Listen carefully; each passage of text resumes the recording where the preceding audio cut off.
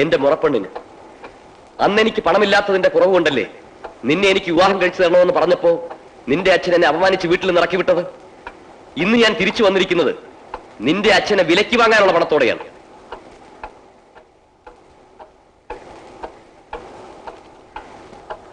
പക്ഷേ നീ ഇന്ന് ഒരു കോടീശ്വരന്റെ ഭാര്യയായിപ്പോയി. അതിലെനിക്ക് പരാതിയോ പരിഭവമോ ഇല്ല. നിന്റെ ഭർത്താവിന്റെ ഭരണശേഷമെങ്കിലും നീ എന്റെ ഭാര്യയായിരിക്കണമെന്ന് എനിക്ക് നിർബന്ധമുണ്ട്.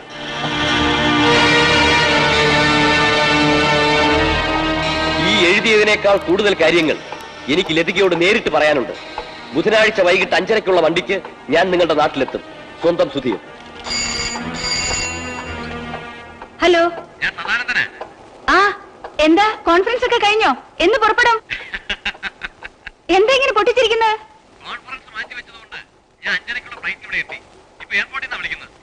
അയ്യോ, കാർ ഇവിടെ ഇല്ലല്ലോ.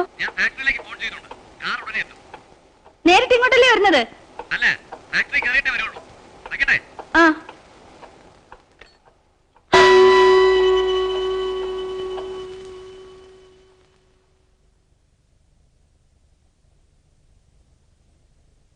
ഈ എഴുതിയതിനേക്കാൾ കൂടുതൽ കാര്യങ്ങൾ എനിക്ക് ലതികയോട് നേരിട്ട് പറയാനുണ്ട്.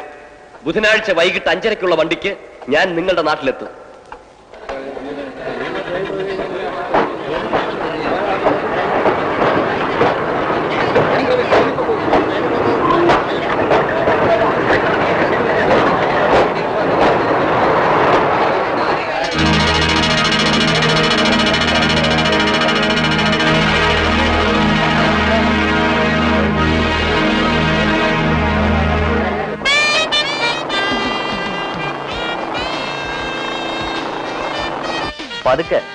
രാജ്, നാളെ മുതൽ ഞാൻ ബൈക്കിൽ കയറില്ല.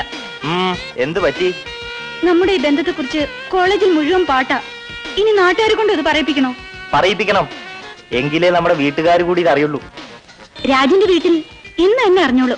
നമ്മൾ ബൈക്കിൽ പോകുന്നത് നിങ്ങളുടെ ഡ്രൈവർ കണ്ടിട്ടുണ്ട്. കണ്ടോ? സംഗതി പുലിവാലായല്ലോ രതി. ഇന്നിനി വീട്ടിൽ ചെല്ലുമ്പോ ഞാനും അച്ഛനും തമ്മിൽ ഗുസ്തി നടക്കുന്നുള്ള കാര്യം തീർച്ചയാ. ഏതായാലും രതി റെഡിയായിരുന്നു. പെട്ടെന്ന് നമ്മുടെ വിവാഹം നടത്തേണ്ടി വരും. പിന്നെ വിവാഹമൊന്നും ഇപ്പൊ വേണ്ട. അതൊക്കെ ഡിഗ്രി എടുത്ത് കഴിഞ്ഞു മതി. അതും ശരിയാ. അല്ലെങ്കിൽ എക്സാമിനേഷൻ ഹോസ്പിറ്റലിൽ കിടന്ന് എഴുതേണ്ടി വരും. അതെന്തിനാ? Excuse me. സദാനന്ദൻ മുതലാളിയുടെ വീട് ഇവിടെ അടുത്താണോ? കുറച്ചുകൂടെ പോണം. വീട് ഞാൻ കാണിച്ചു തരാം. എന്റെ അച്ഛൻ അവിടുത്തെ ഡ്രൈവറാ. ഇയാൾക്ക് ചോദിക്കാൻ വേറെ ആരും കിട്ടിയില്ല.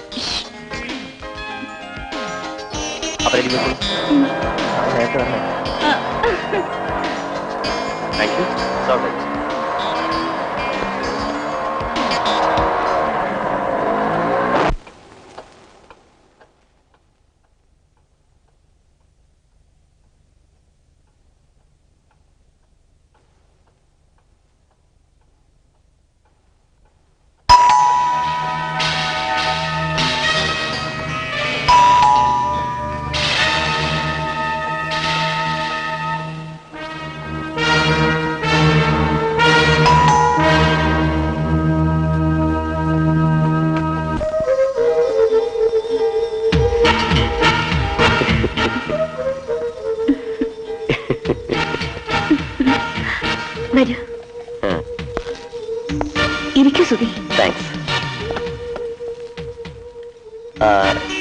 ലതികയ്ക്ക് എന്നോടുള്ള സ്നേഹത്തിന് യാതൊരു മാറ്റവും വരാത്തതിലാണ് എനിക്ക് അതിശയം.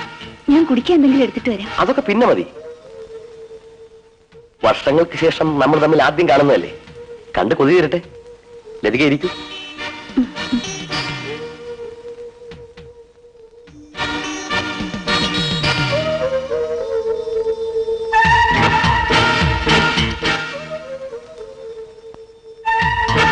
ആളിന്റെ ആകൃതിക്ക് മാറ്റമുള്ളൂ. സ്വഭാവം എല്ലാം പഴയപടി തന്നെ. അതിന്റെ ഏറ്റവും വലിയ തെളിവല്ലേ ഞാൻ ലതികയ്ക്ക് അയച്ച കത്ത്.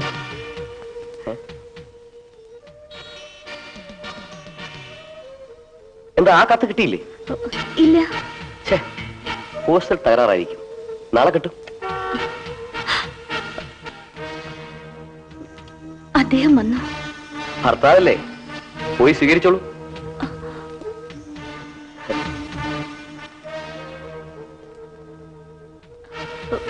സുധി ഞാനുടനെ പോയേക്കാം. ലതികയെ ആ കിളവന്റെ കൂടെ കാണുന്നത് എനിക്കിഷ്ടമല്ല. ചെല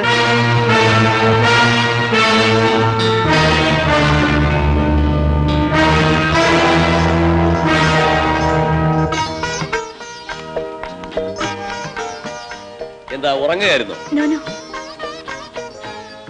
യാത്രയൊക്കെ സുഖമായിരുന്നു. ലതിക കൂടെ ഇല്ലാത്ത ഒറ്റ കുറവേ ഉണ്ടായിരുന്നു. മുതലാളി, വണ്ടി ഒന്ന് വർക്ക്ഷോപ്പിൽ കൊണ്ടുപോകണം. ബ്രേക്ക് കുറച്ച് അഡ്ജസ്റ്റ് ചെയ്യണം.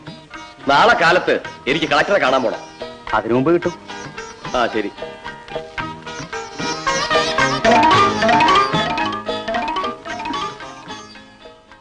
സഹായത്തിന് ആരെങ്കിലും നിർത്താൻ പറഞ്ഞ ലതിക എന്താ അനുസരിക്കാത്തത്?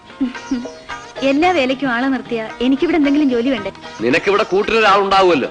നിങ്ങളില്ലാത്തപ്പോ ആ ഡ്രൈവറുടെ മകൾ എപ്പോഴും ഇവിടെ തന്നെയാ. ഈ കോൺഫറൻസ് മാറ്റി വെച്ച ഉടനെ ഞാൻ ഇങ്ങോട്ട് ഓടിയെത്തിയത് നീ ഇവിടെ ഒറ്റയ്ക്കല്ലേന്ന് കരുതിയിട്ടാ. ഈ കോൺഫറൻസിന് പോകുമ്പോ ഞാനും കൂടെ വരാം. കൂടെ വരുന്നതിൽ എനിക്ക് വിരോധം ഉണ്ടായിട്ടല്ല. അവിടെ നടക്കുന്ന ആചാരങ്ങളുമായിട്ട് നിനക്ക് പൊരുത്തപ്പെടാൻ കഴിയുമോ എന്നാ പേടി. അക്കാര്യത്തിൽ പേടിക്കണ്ട, നിങ്ങൾ എന്റെ കൂടെ ഉണ്ടാവില്ലേ? ശരി, അടുത്ത മാസം നമുക്ക് ഒരുമിച്ച് പോവാം.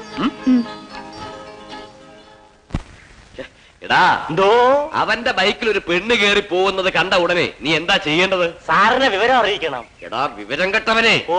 അതല്ല വേണ്ടത്. നീ അവരെ ഫോളോ ചെയ്ത് അവൻ ആ പെണ്ണിനെ എവിടെ ഇറക്കി വിട്ടുവെന്നും അവൾ ഏതാണെന്നൊക്കെ അന്വേഷിക്കണമായിരുന്നു.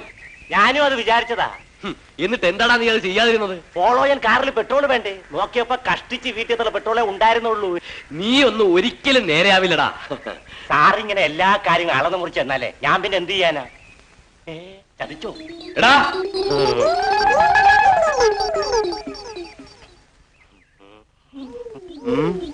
ഇവിടെ വാടാ. ഞാനോ വാസുവോ? നിങ്ങൾ രണ്ടുപേരും.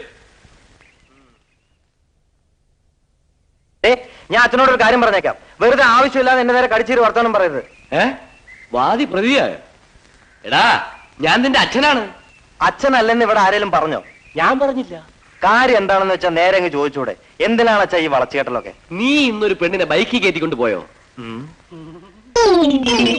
എടാ ചോദിച്ചത് കേട്ടില്ലേ? ആ കൊണ്ടുപോയി. ഏതാ പെണ്ണ്? എന്റെ കോളേജിൽ പഠിക്കുന്ന. നിന്റെ ബൈക്ക് എന്താ കോളേജ് ബസ്സാണോ? കണ്ടവരെയൊക്കെ കൊണ്ടുവരാനും കൊണ്ടുപോയി വിടാനും ഒക്കെ. ഞാനും ആ കുട്ടിയും തമ്മിൽ സ്നേഹമാണ്. എടാ ഞാൻ നിന്നെ കോളേജിലേക്ക് അയച്ചത് സ്നേഹം പഠിക്കാനല്ല, നാളെ അക്ഷരം പഠിക്കാനാ. അതിന് പഠിപ്പ് കഴിഞ്ഞിട്ട് വിവാഹം കഴിച്ചെന്നാ മതി. നിന്റെ വിവാഹം ഞാൻ പണ്ടേ നിശ്ചയിച്ചു വെച്ചിരിക്കുക. ആ അതേതായാലും നന്നായി. പക്ഷെ ഒരു കാര്യം, മറ്റുള്ളവരുടെ മുമ്പിൽ വെച്ച് അച്ഛനെ ധിക്കരിച്ചു എന്നുള്ള ചീത്തപ്പേര് എനിക്ക് ഉണ്ടാക്കി വെക്കരുത്. പറഞ്ഞേക്കാം. എടാ അവനാ പറഞ്ഞതിന്റെ അർത്ഥം നിനക്ക് മനസ്സിലായോ? ഇല്ല. അല്ലെങ്കിൽ നിന്നോടത്തൊക്കെ ചോദിച്ചിട്ട് എന്താ കാര്യം? സാർ നാളത്തേക്ക് പെട്രോള്. അയ്യോ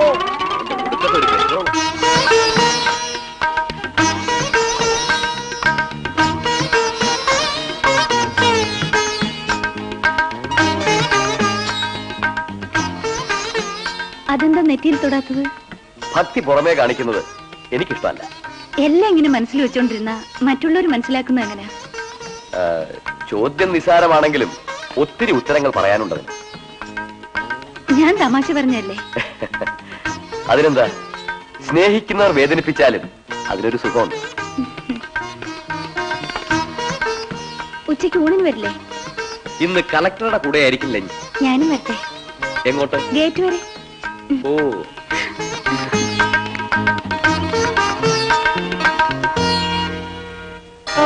വാരടി. പോവാം. എല്ലാം വാങ്ങിച്ചില്ലേ? സാറേ നോക്കിയേ, സാറിന്റെ മകനും ആ പെണ്ണും. എടാ വാസു, വേഗം കാറ് വിടറാ, അതാ അവര് പോകുന്നു. എടാ വണ്ടി ഒന്ന് വേഗം സ്റ്റാർട്ട് ആക്കടാ. സാറേ സെൽഫ് എടുക്കുന്നില്ല. നിന്റെ ഒടുക്കത്തെ സെൽഫ്. എന്റെ സെൽഫ് അല്ല, വണ്ടിയുടെ സെൽഫ്. അവളുടെ പുറകുവശം മാത്രമല്ലേ കാണാൻ സാധിച്ചുള്ളൂ. പോട്ട് സാറേ, എന്നെങ്കിലും അവള് നമ്മുടെ മുമ്പിൽ ഒന്ന് ചാടും. അപ്പൊ മുൻവശവും കാണാം. ഇനി എന്ത് ചെയ്യടാ? തള്ളണം. നിന്നെയൊക്കെ ഡ്രൈവറാക്കി വെച്ച എന്നെ വേണം തല്ലാൻ. തല്ലണ്ട, തള്ളു തള്ളു.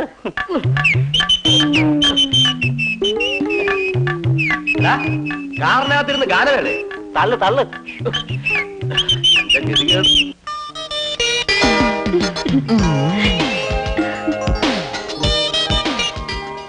എങ്ങനെയുണ്ട്? തിരിഞ്ഞു നിന്ന അസല് പെണ്ണാണെന്ന് തന്നെ തോന്നും. രതിക്ക് ഒരു മീശയും കൂടെ വെച്ച ആണ് തന്നെ. വേഗം ഇതെല്ലാം ഉരുത്താ, അല്ലെങ്കിൽ അച്ഛൻ കയറി വരും. അച്ഛൻ മന്ത്രിയെ കാണാൻ പോയിരിക്കാ, ഇനി രാത്രി തിരിച്ചെത്തുള്ളൂ. ആരാ? അച്ഛനായിരിക്കും. രതി ബാത്റൂമിലേക്ക് പോയിക്കോ, ഒന്ന് വേഗം പോ.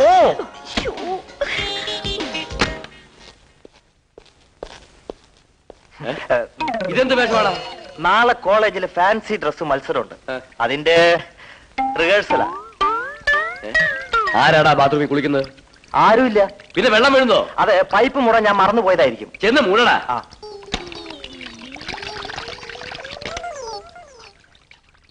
രാജു, എടാ രാജു, ഞങ്ങൾ കുളിക്കുക. ഞങ്ങളോ? ഞാൻ കുളിക്കുക. ആ വേഗം കുളിച്ചിട്ട് വാ, നമുക്കൊരു സ്ഥലം വരെ പോകണം.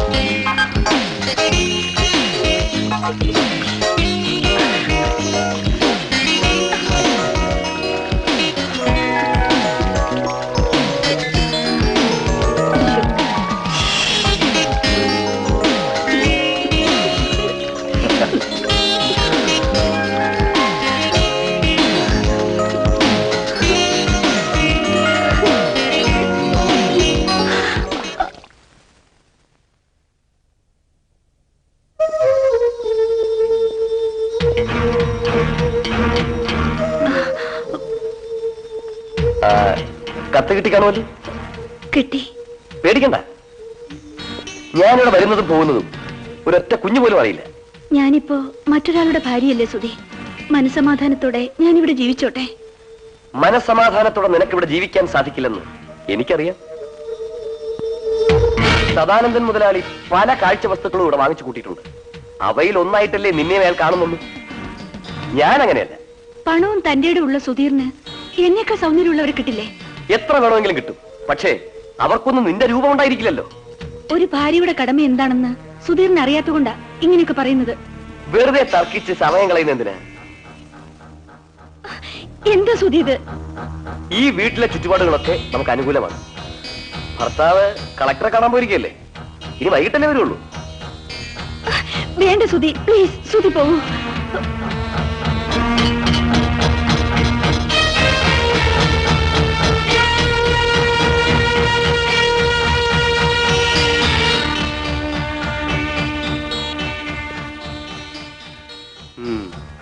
എന്തു ചെയ്യാം, ഒരു വിധവയെ വിവാഹം കഴിക്കാനായിരിക്കും എന്റെ യോഗം.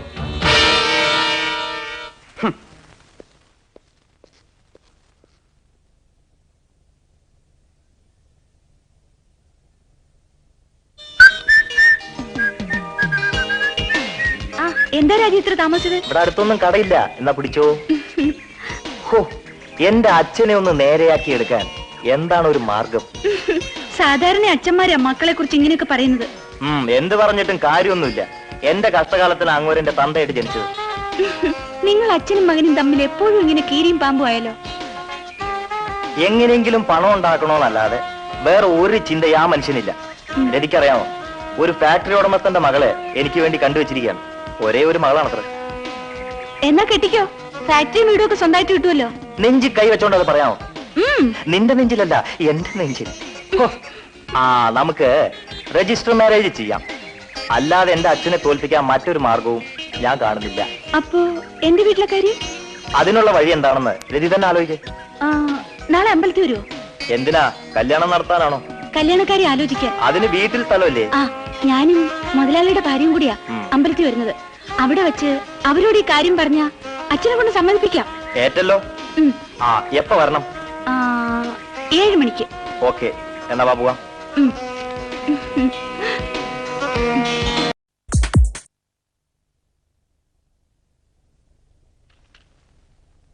ഇന്ന് ഉറങ്ങുന്നില്ലേ? ഇതൊക്കെ ഒന്ന് വെരിഫൈ ചെയ്യാം. നീ പോയി കിടന്നോളൂ. ഇപ്പൊ രാത്രി ഉറക്കം വെച്ച് ഇതൊന്നും നോക്കണ്ട, നാളെ രാവിലെ മതി. സ്നേഹത്തോടെ ആജ്ഞാപിക്കുമ്പോ അനുസരിക്കാതിരിക്കുന്നത് മര്യാദയാണ്.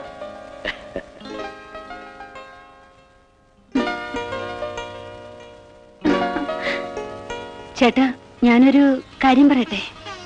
ഒന്നല്ല, എത്ര വേണമെങ്കിലും പറഞ്ഞു. കുറച്ചുനാൾ ഊട്ടിയിലോ കൊടൈക്കനാലോ പോയി താമസിച്ചാലോ? ഏയ്, അത് വേണ്ട. നമുക്ക് കാശ്മീർ പോയാലോ? എന്താ, ഇഷ്ടമാണോ?